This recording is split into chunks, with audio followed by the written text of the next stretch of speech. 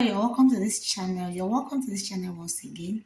In today's video, I'll teach you how to set the microhematocrit centrifuge when you want to carry out the pack cell volume test. I'll teach you how to do the settings on this button, the timing button, and the speed button.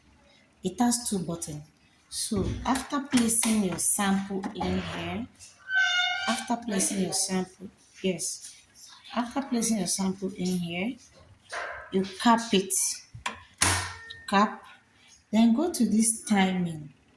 You can see this, turn it to 10 minutes. Ensure this arrow is at 10 minutes. Turn it to 10 minutes, 10 minutes at 6,000 RPM.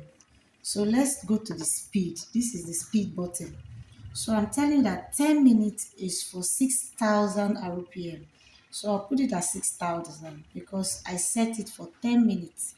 But if I set it for 5 minutes, which is half of 10, if I set this arrow now to 5 minutes, I'll put it at 12,000 RPM for 5 minutes. See it here, 12,000. I'll ensure this arrow is at 12,000 RPM for 5 minutes. This arrow is at 5 minutes.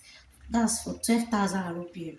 But if I'm using 6,000 speed, RPM speed, this is 6,000.